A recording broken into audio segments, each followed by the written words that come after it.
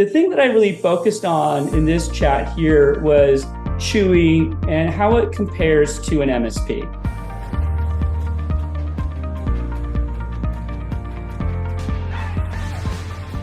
I can imagine. Look, I'm part of a 17-person company, one of the founders of TimeZest, and we're small. We're not a massive company in any way. And so we have to be very creative in how we spend our time, our resources, and our focus. And you think about Chewy, and you probably imagine that they've got this massive support team, this massive marketing team, and by all means they do. But what this does for me is it highlights how important it is for us small business owners to build raving fans. Because for me, in my engagements with MSPs over the years, for the past 15 years and through a lot of osmosis, what I have learned is that referral is the number one way that they grow their business. Now, as they mature, they build sales teams and marketing teams, and they have to kind of crack the code on scaling. But early on, every single case, every single time I've had this conversation, that is how it starts. Chris, like from your perspective as an MSP, how do you feel about that? Is that how you guys grew? Tell us a little bit about your experience with that. Yeah, no, absolutely. So we're about 40 people now, have grown organically, and it's, speaking to like the customer service side of things, what we've realized is it's so much about not just the time you're working with the customer or the client. It's really from start to finish of the entire experience. Somebody calls up, you want the very first, we call the people who answer our phones, we call them client advocates, right? So that's when the experience starts. Similar to Chewy, it doesn't stop once you receive the package.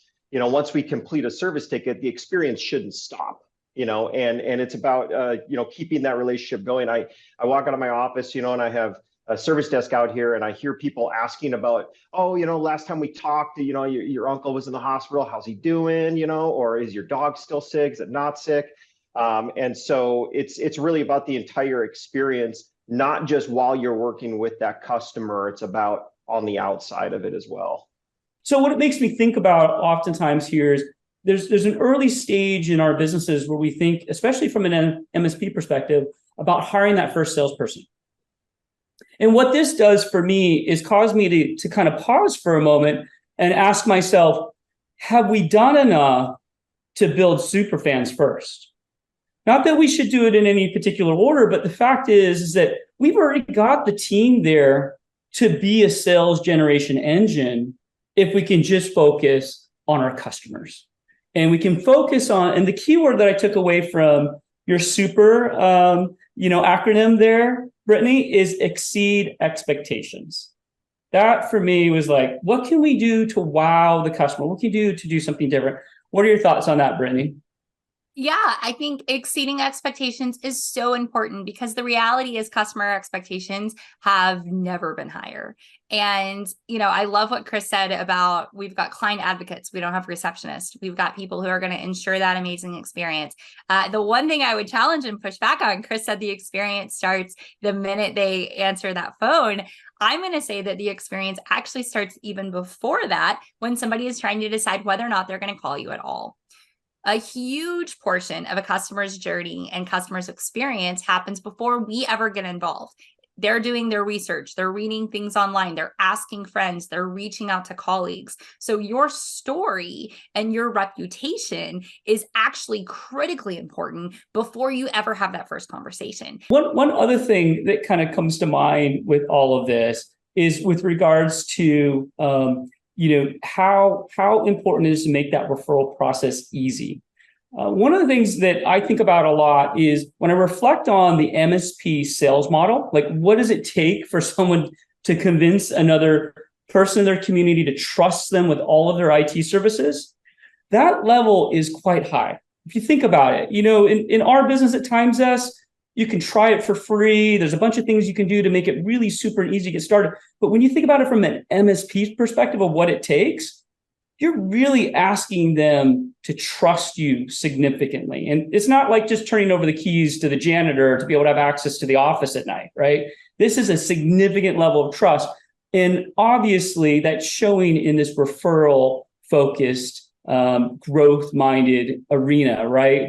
That part of that referral is because if another business owner in town trusts them with their IT, of course they should at least consider Chris as their MSP provider in that case. And Chris, what is it you guys do to kind of encourage that from a referral perspective amongst your customer base? Do you have any special programs you do there?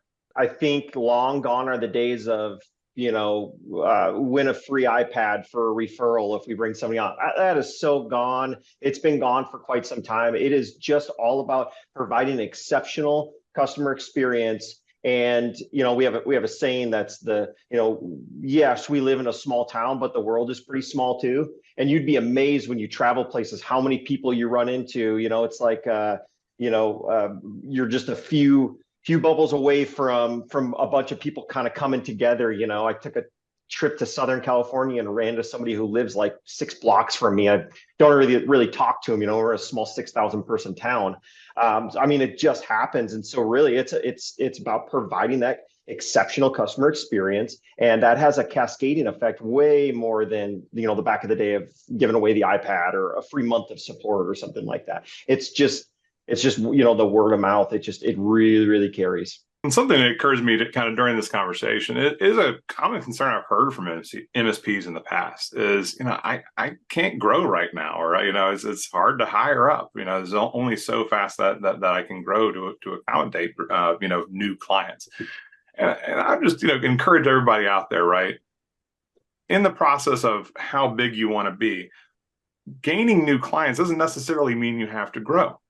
Gaining a new solid client means you can fire the one that you really dislike. Imagine what your day would be like if everybody that you dealt with was like your best customer. And, that can also be a type of growth that's very important, is growing the type of client base that you want. Onboarding is a very important, aspect of the client journey in general, right? It's sort of arguably, kind of step 2, right? As Brittany was saying, you want to really impress them during the sales process, but step 2 into creating that super fan. And so kind of wanted to start there, Brittany, in terms of onboarding and especially in the kind of the service related field, what are some of the things that you've seen people do right there? In terms of onboarding, I would say if you've not yet surveyed the last few customers whom you've onboarded, do so, because some of your best learnings will always come from asking for open feedback of, hey, we want to know what worked really well, but we also want to know what we could have done better. We want to know what we could have done to make this even more frictionless. Like, we want this to be an enjoyable process.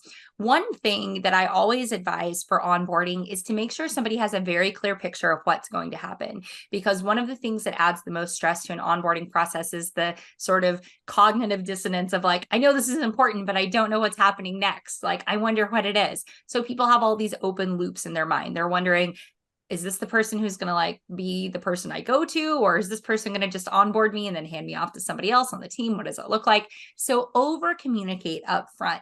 This is everybody who's a part of our team. These are the people who are going to be working with you. This is what onboarding is going to look like. It's going to take about this many weeks. We're going to need to talk to people in these different job roles or capacities. We're going to need access to these systems. You're going to need to carve out this much time or this much space to work with us. Show them what the roadmap is and give them the opportunity to choose their own adventure to the extent that they can within certain parameters to help make that a really fantastic collaborative experience. Because if you do it right, you can start to get referrals even before you've onboarded that customer. If somebody has an amazing experience as part of their onboarding process and they're out having drinks with somebody who's, talking about their business, and they say, hey, listen, I'm in the process of onboarding with this MSP and it's been great so far. How about you, Chris? What are some things that you tell your team to keep in mind during onboarding, which can be a variable process? But so as far as the onboarding, we are, at our MSP, our managed offering is called Clear, Clear IT. And it's that way for a reason, transparency, right? And, it's really about setting and managing expectations. Brittany hit the nail on the head. If you can set and manage those expectations throughout, well, here's what the process looks like. We all know, because we're in the technology industry, right? Every environment's different. Every customer is different. Every client's different. Infrastructures are different. So you want to set and manage those expectations, but what you want to also do is make sure it's going to work for them and make that collaborative process. That's something that we don't see a lot of our either competitors or other MSPs in the area. We don't see them doing that enough, making that a full collaborative process. Our process is not going to work 100% of the time for every single person. We feel like it works pretty well. It's pretty universal, but we want to make sure that we get the buy-in from the client that we're going to be onboarding. So really giving them, putting them in the position to have a say in that, that goes a really far way. And, something I think that's important, Jeff said, sometimes some of us are afraid to ask questions around what we're doing right or wrong. You can't be afraid to ask your customers for feedback. Ask yourself, would you rather them say bad things about you to you or to other people?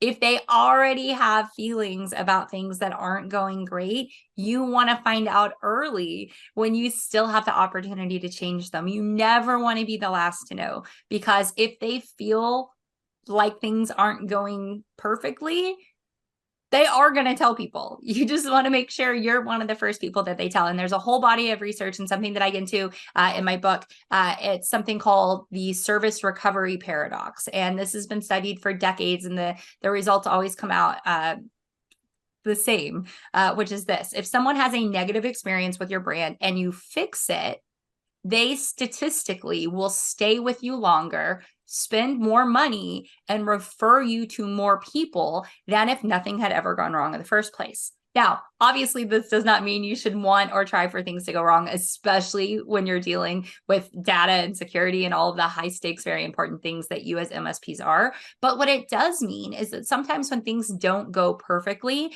and you can step in and say, hey, we're here to fix this. This is what we're going to do to get this train back on the rails. It humanizes you, and it shows that you're willing to go above and beyond. And it gives that client the trust that when things go a little bit wrong in the future, you're going to be there to help things get back on track. So if you find yourself saying, oh, I don't know if I want to talk to people, you can look into the human psychology around surveys and why they work and why they matter and why they're important, and also read about the service recovery paradox. And hopefully that'll give you all of the strength and courage that you need to begin to ask some of those questions in a really automated and scheduled and intentional way. So it's not something that you just do one time and then forget about forever. You really need to be conscious about the way that you're collecting and acting on feedback from your customers and also from your employees.